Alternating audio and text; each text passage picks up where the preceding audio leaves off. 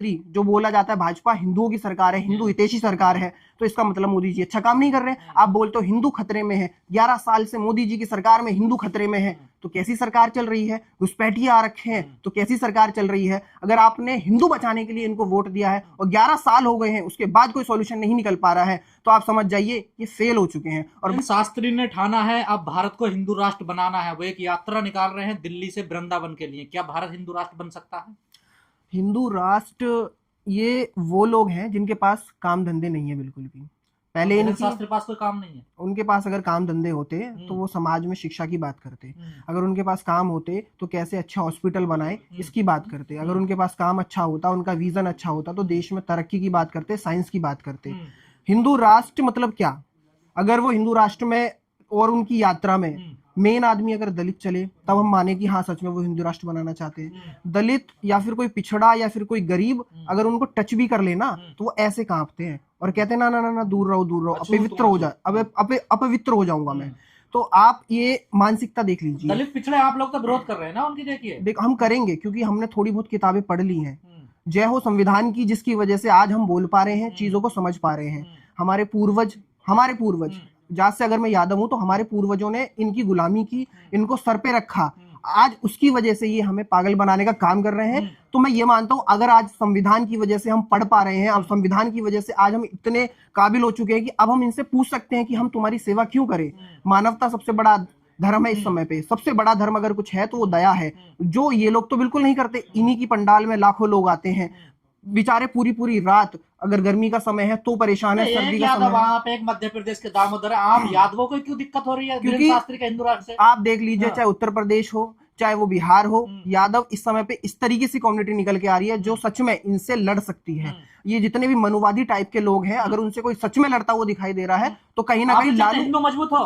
हिंदू मजबूत है, और कितना मजबूत आप किसी भी बता रहे हैं हिंदू टोपी वालों से। देखिए हाँ, राजनीति के लिए तो ये सब बोला जाएगा ना। अगर सच में इनसे दिक्कत होती, आप ये मानिए किसी भी गांव में चले जाइए, हर गांव में इस टोले में अलग मंदिर है, उस टोले में अलग मंदिर है, इस टोले में अलग मंदिर है। और ऐसा मुस्लिमों का भी शायद कोई पूरा गांव नहीं है जिसमें हिंदू नहीं रहते और वहां पर भी मंदिर है। तो आप ये समझिए मंदिरों की कोई कमी नहीं इस देश के अंदर। देश के अंदर अगर कमी है तो वो स्कूलों की है, देश के अंदर अगर कमी है तो वो शिक्षा के संस्थानों की है, मेडिकल व्यवस्थाओं की है, हॉस्पिटलों की है, उन सब की कमी है। तो उन पर बनवा रहे हैं धीरेन्द्र शास्त्री, आपने देखा नहीं? देखिए कहाँ अस्पताल बनवा रहे हैं? अस्पताल बनवा रहे हैं बहुत बड़ा। एक देखिए जितना पैसा इकट्ठा करते हो अस्पताल में जाके लगा। तो मैं तो कह रहा हूँ अगर आप अस्पताल बना रहे हो ना तो सब जिलों में बनवाओ। अगर आप फंड रेज कर रहे हो, कुछ भी कर रहे हो, तो जितना हो सके सिर्फ हिंदू हिंदू करने से। और धीरेन्द्र शास्त्री के ऊपर इल्जाम तो नहीं है, ये वो अपने मुंह से कहते नजर आते हैं कि उनकी जब बहन की शादी में दिक्कत आ रही थी तो उनको किसने पैसा दिया। तो आप सिर्फ मुसलमानों को गाली दे करके, मुसलमानों को गलत बता करके, हिंदुओं को लुभा करके अगर आप अपनी टीआरपी बटोर रहे हो तो अच्छी बात है, लेकिन आप देश का बहुत ज्यादा नुकसान कर रहे हो, भाईचारे का बहुत ज्यादा नुकसान कर रहे हो। तो क्या धीरेन्द्र शास्त्री संविधान का भी उल्लंघन कर रहे हैं? संविधान तो इजाजत नहीं देता। बिल्कुल नहीं देता। अगर आप बोल रहे हो कि हिंदू राष्ट्र बनाना है, ठीक है, तो संविधान तो सब ये कहता है कि सेकुलर देश है, यहाँ सबको बराबरी का अधिकार है। लेकिन वर्ण व्यवस्था में, मनुवाद में ये सारी चीजें नहीं आती है। मनुवाद के अनुसार जो मुंह से पैदा हुआ है वही सर्वश्रेष्ठ है, जो मुंह से पैदा हुआ है उसको सारी चीजों का अधिकार है, ठीक है। और बहुत सारी चीजें हैं, कहते हैं कि जो शूद्र हैं, ये जो दलित तबके के लोग आते हैं, ये पैरों से पैदा होते हैं, ऐसा बताया गया है। तो मैं तो ये कहना चाहूंगा अगर ये पैरों से पैदा हुए हैं तो जितने भी मनुवादी टाइप के लोग हैं इन्हें दलित पिछड़ों के पैरों के मतलब पैर को स्पष्ट करना चाहिए। अगर क्योंकि अगर भगवान के पैरों से अगर ये पैदा हुए हैं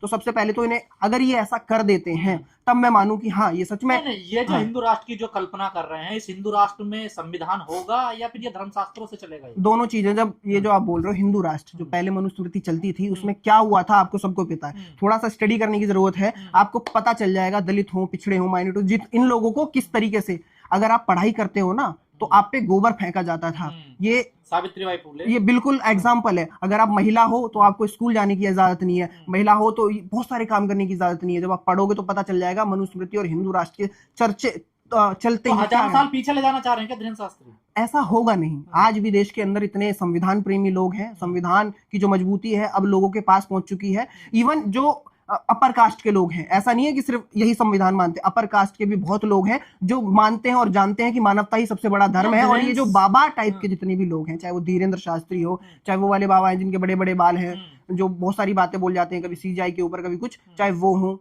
जिन्हें खुद नॉलेज नहीं है कि क्या कैसे है। उनसे अगर पूछ लिया जाए कि भगवान कृष्ण का पहला नाम क्या है, तो वो इधर उधर की बातें गिनाने लगते हैं, इधर उधर की बातें गिनाने चल देते हैं। तो और टीवी पे अब ऐसे शोज चलाते हैं जो कॉमेडी से ज्यादा कुछ नहीं है, दारूबाज आ जाते हैं उनके तो क्या पास। धीरेन्द्र शास्त्री हिंदू राष्ट्र बहाना है, उनका संविधान पे असली निशाना, संविधान को खत्म करना चाहते हैं ये लोग? देखिए, संविधान से बहुत लोगों को चिढ़ है। एक बाबा और हैं, वो बोलते हैं 470 सीट बना दो। दिव्यांग है वो आंखों से, कहते हैं रामभद्राचार्य दिव्यांग है वो भी कहते हैं 470 सीट अगर आ जाएंगी तो हम हिंदू राष्ट्र की कल्पना करेंगे।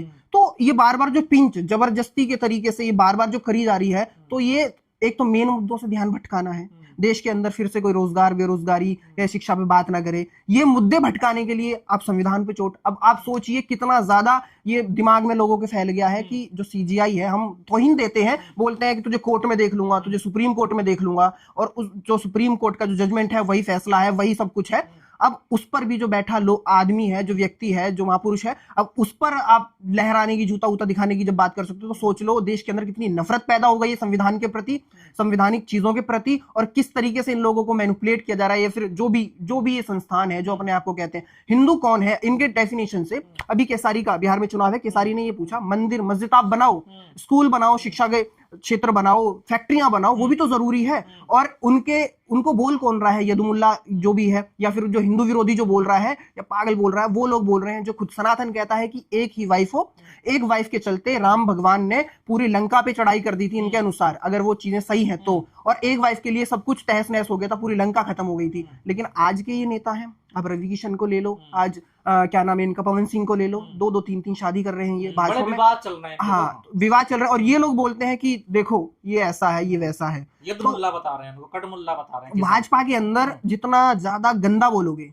जितना ज्यादा बुरा बोलोगे, आप उतने ज्यादा वैल्यू में रहोगे। ये जो धीरेन्द्र शास्त्री हिंदू राष्ट्र बनाने की है, धीरेन्द्र शास्त्री के तमाम इन जैसे जो बाबा स्वामी है, तो जितने भी देश में मुसलमान है, ईसाई हैं, सिख हैं, ये कहाँ जाएंगे जो ये कल्पना कर रहे हैं बाबा? ये यहीं रहेंगे। लेकिन ये जो हिंदू राष्ट्र की जो बात कर रहे हैं, ये लोगों को जो भ्रमित कर रहे हैं, ये भी पैसा कमा के थोड़े दिन में बैठ जाएंगे। ये यात्रा इस तरीके से करते हैं ताकि लोग फंड रेज करें। सारा खेल पैसे का है मालिक। जब यात्रा होगी तो पैसा भी लगेगा, पैसा लगेगी तो चंदे के नाम पे पैसा भी देगा। और हमारे देश में धर्म को मानने वाले बहुत सारे लोग हैं। अब उनको क्या करना है? अगर बाबा ने बोला भाई 50 रुपए डाल दो, वो 500 रुपए डालेंगे। और जब लाखों लोग देंगे तो उनकी जेब कितनी मजबूत होगी। तो ये एक्टिविटी है, फंड रेज करने का तरीका है। इनको देश में कोई नहीं है। फिर विदेश जाएंगे, वहां याशी करेंगे, वो जो ये करेंगे वो कौन पूछ रहा है? ब्रांडेड चश्मे लगाएंगे। हाँ। इन्होंने पहन रखा है चोला, धर्म का चोला पहनने वाला चाहे कुछ भी कर ले, कौन पूछ रहा है इस समय पे?